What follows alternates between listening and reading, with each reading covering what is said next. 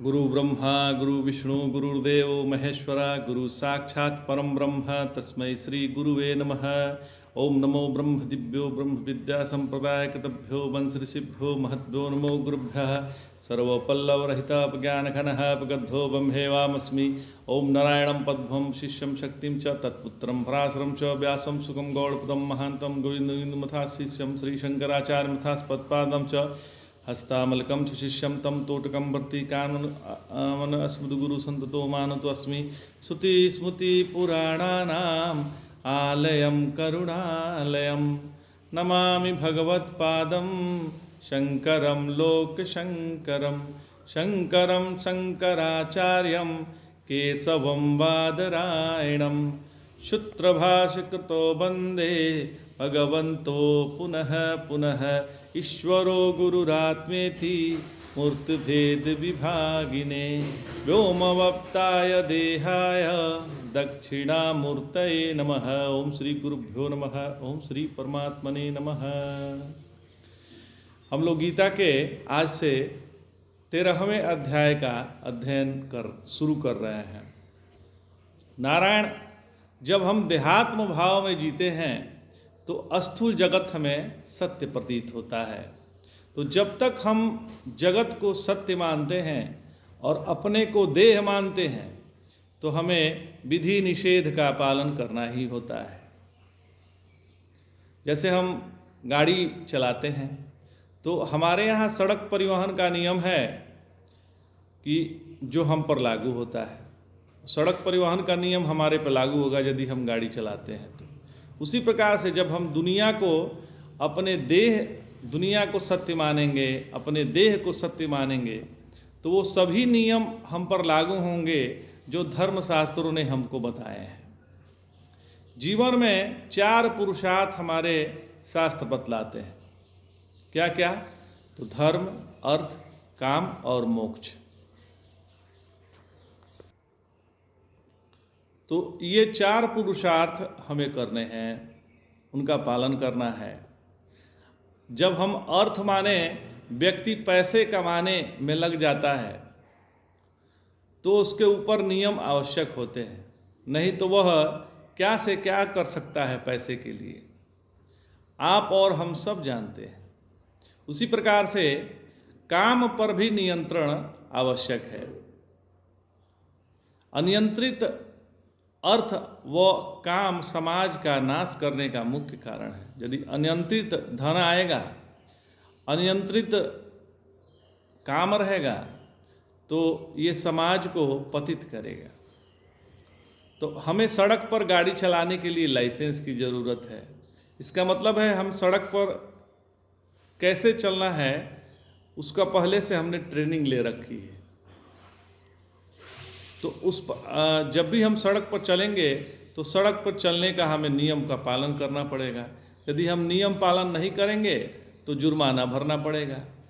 तो यह नियम सब पर लागू है, कोई ये नहीं कि इन पर लागू है इन पर नहीं है। यदि नियम से नहीं चलेंगे तो एक्सीडेंट भी हो जाएगा।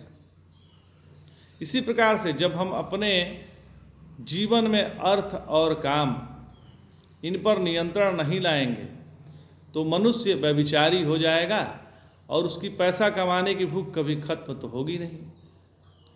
इसके लिए हमारे शास्त्रों ने तीसरा पुरुषार्थ बताया है, वह है धर्म। तो धर्म पुरुषार्थ जो धर्म सम्मत है वही अर्थार्जन योग्य है, जो धर्म सम्मत हो वही उपयोगी है। अब इसका परिणाम क्या होगा हमारे जीवन में? तो इसका परिणाम यह होगा कि हम अपने मन के गुलाम नहीं रहेंगे। नहीं तो मन तो कुछ भी कहेगा महाराज।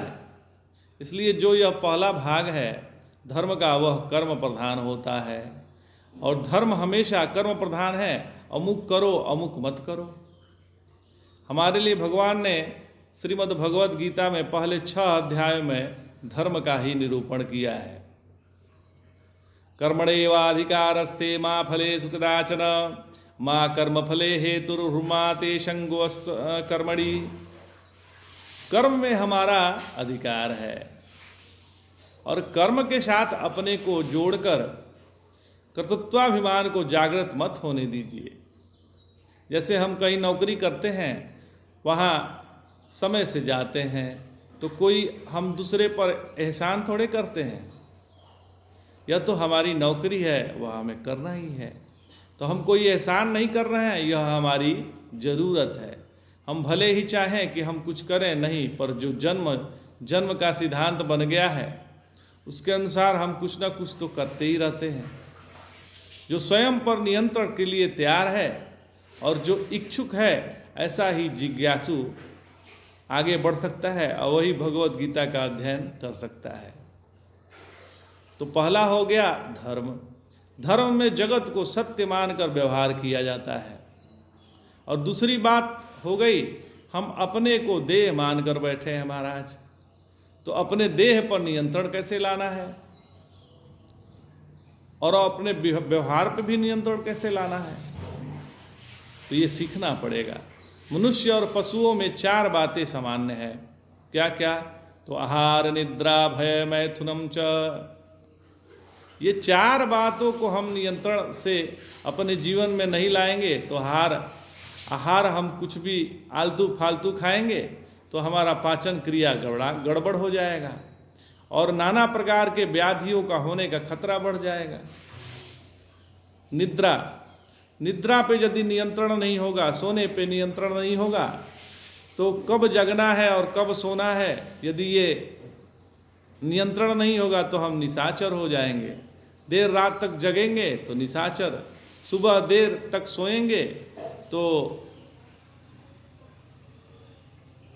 वही अगला जन्म खटमल का होगा।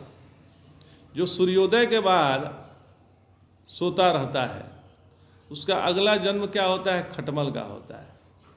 तो भय मनुष्य जीवन में, भय भी बताया है ना, आहार, निद्रा, भय। तो मनुष्य जीवन में भय आवश्यक है। भय ना हो तो हम गलती ही करते रहेंगे, गलत कार्यों में प्रवृत्त होते रहेंगे। ये परमात्मा के डर से 5 महाभूत अपना अपना काम समय से करते हैं। डर चाहिए समाज का, बड़ों का। यदि कोई न डरे तो कितना अनर्थ हो जाए।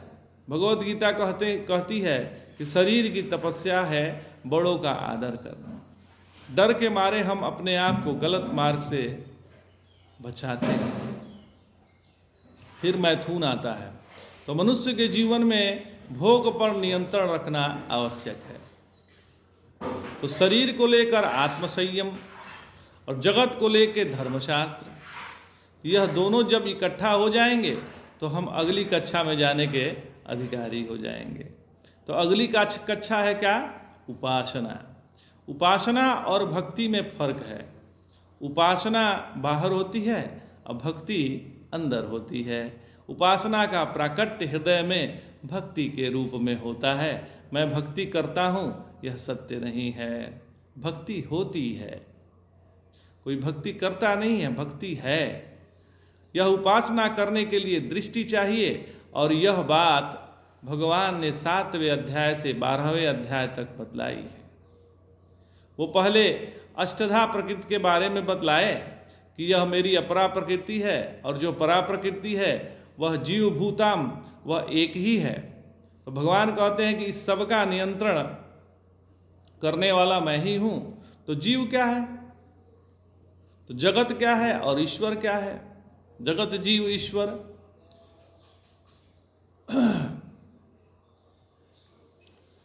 भगवान ने कह दिया कि इन सब का नियंत्रण करने वाला मैं ही हूँ।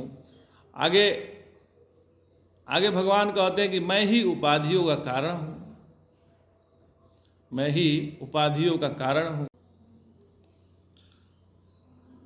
तो भगवान कहते हैं कि मैं ही उपाधियों के कारण 3 प्रकार से प्रतीत होता हूँ। मैं ही जब नाम रूप की उपाधि को धारण करता हूँ तो जगत कहलाता हूँ, और मैं ही जब पंचकोशों की उपाधि को धारण करता हूँ तो जीव कहलाता हूँ, और मैं ही जब माया की उपाधि को धारण करता हूँ तो ईश्वर कहलाता हूँ। तो मैं तो एक ही हूँ। आगे जाकर इस दृष्टि को जागृत करना है भगवान ने कहा बहुनाम जन्मनाम अन्ते ज्ञानमानमा प्रपद्ये वासुदेवः सर्वमिति स महात्मा स दुर्लभः। तो जब यह नित्य निरंतर चलता रहेगा तब अपनी दृष्टि में परिवर्तन आएगा। क्या चलता रहेगा? वासुदेवः सर्वमिति, वासुदेव ही सभी रूपों में है। तो ये जब चलता रहेगा, नित्य निरंतर चलता रहेगा, तो जाके हमारी दृष्टि परिवर्तित होगी। जगत में अध्यात्म का तात्पर्य है शास्त्रों के अध्ययन का तात्पर्य अपने दृष्टि में परिवर्तन लाना है। अध्यात्म और शास्त्रों का अध्ययन का केवल एक ही तात्पर्य है कि हमारी दृष्टि परिवर्तित हो जाए। यदि हमारी दृष्टि में परिवर्तन नहीं आया महाराज, तो हमने शास्त्रों का अध्ययन किया ही नहीं है।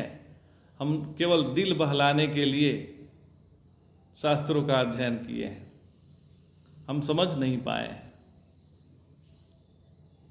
वास्तव में कुछ नहीं हुआ है, क्योंकि जैसे दृष्टि में परिवर्तन नहीं आया तो हमें चाहे कितना भी माला फेर लें, कितना भी उपवास व्रत आदि कर लें, उससे कुछ होने वाला नहीं है। 7वें से 12वें तक भगवान ने उपासना की बात बतलाई है और बीच बीच में ज्ञान की भी बात बतलाई है। माने जो ज्ञान युक्त उपासना करते हैं, मतलब जो ज्ञान युक्त उपासना करते हैं वही उन्हीं के हृदय में भक्ति का निर्माण होता है। तो ज्ञान युक्त उपासना शुरू हो गई 7वें अध्याय के पहले श्लोक से और 12वें अध्याय के 12वें श्लोक तक। तो जब भक्ति हृदय में प्रकट हो गई तो भगवान कहते हैं अद्वेष्टा सर्वभूतानां मैत्रः करुण एव च निर्ममो निरहंकार समदुख सुखः क्षमी। इस प्रकार से वो भक्त के 33 लक्षण बतलाते हैं। ये भक्ति का हृदय में प्रकटीकरण है। ध्यान दीजिएगा, धर्म के साथ जगत में व्यवहार का नियंत्रण आ जाए, योग के द्वारा अपने आप में आत्म संयम जागृत हो गया, उपासना के द्वारा दृष्टि परिवर्तित होकर हमारे हृदय में वह गुण पैदा हो गई कि जिसकी आवश्यकता है आत्मचिंतन के लिए। तो भक्ति जब हृदय में प्रकट हो गई तो भक्ति का एक ही सौंदर्य है। तो क्या है? तो वो है समत्वम योग उच्यते। चाहे कर्म करिए या उपासना करिए, इन दोनों का प्रभाव अपने अंतःकरण में समत्व में ही होना चाहिए। और जब अंतःकरण समत्व में होगा तब हमें समझ में ठीक आएगा। जय जय शंकर, हर हर शंकर।